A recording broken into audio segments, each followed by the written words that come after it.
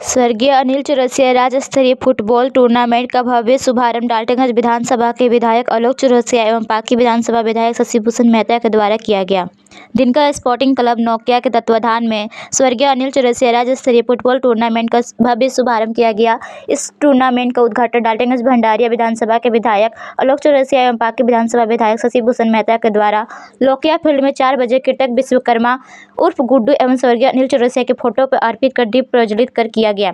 इस कार्यक्रम में उजाला कबूतर को उड़ाकर कार्यक्रम का शुभारंभ किया गया। श्री चौरसिया ने बताया कि पूज्य पिता स्वर्गीय अनिल चौरसिया इसी मैदान में निरंतर जिला एवं राज्य स्तरीय फुटबॉल मैच का आयोजन करते थे। उनकी विरासत एवं उनकी सोच को आगे बढ़ाते हुए प्रतिवर्ष हम लोग भी फुटबॉल टूर्नामेंट का आयोजन करते हैं। मौके पर मुख्य अतिथि शशिभूषण मेहता ने कहा कि स्वर्गीय श्री अनिल चौरसिया से हमारी राजनीतिक परिचर्चाएं होती थी।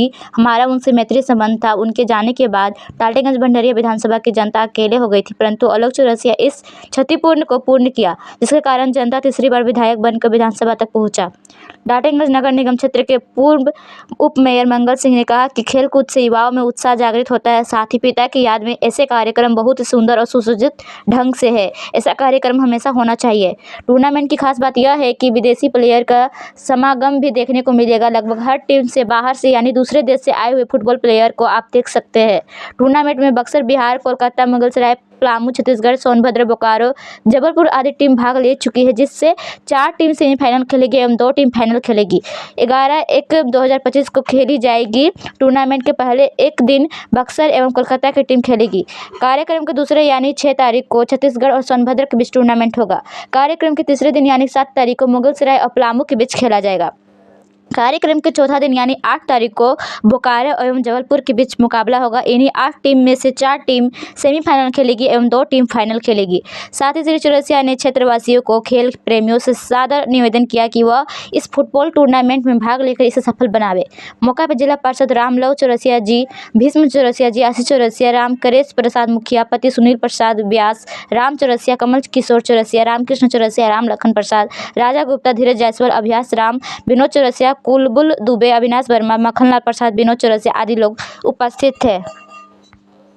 आपने इतना बड़ा कार्यक्रम को शुरू से लेकर अंतिम तक ढो रहे हैं, विदेशी प्लेयर भी आ रहे हैं, खेल को आगे बढ़ा रहे हैं, आगे क्या रणनीति है आपकी? सबसे पहले तो आप सभी को बधाई और शुभकामना नव वर्ष की। देखिए, लगातार अपने पिता स्वर्गीय अनिल चौरसिया जी की याद में, क्योंकि उन्होंने ही इस कार्यक्रम का शुरुआत किया था और दिनकर स्पोर्टिंग क्लब अपने मजबूती से, अपनी कार्यशैली से एक पहचान बनाने के काम किया है। और पिताजी का जो बनाया हुआ राह है, उनका जो बनाया हुआ कार्य है, उस हर एक कार्य को हम लोग आज भी जीवित रखने के काम किए हैं। पब्लिक जो अपने लोगों के बीच में, उसको हम लोग जिंदा रखने के काम किए हैं। उन्होंने जिस तरीके से समाज को, जिस तरीके से इस विधानसभा में अपना, इस राज्य में अपना एक अलग पहचान बनाने के काम किए थे, मेरा पूरा प्रयास है कि उस पहचान को हम लोग बराबर जिंदा रखने के काम करें और अपने लोगों के बीच में, चाहे कोई भी कार्यक्रम हो, खेल की कार्यक्रम हो।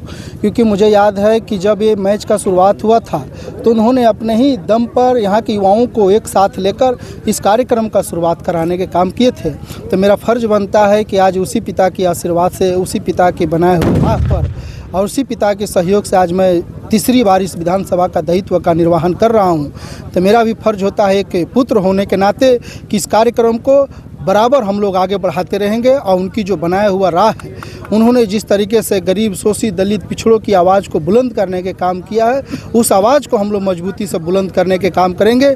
और आज हमारा इस खेल की जो दृश्य आप लोगों ने देखा, ये कहीं ना कहीं और मजबूती से आगे बढ़ रही है। आप देखें, आप लोगों ने खुद देखा कि बाहर से प्लेयर, दूसरे राज्य के प्लेयर के साथ साथ दूसरे देश का भी प्लेयर यहाँ पर उपस्थित हो रहे हैं।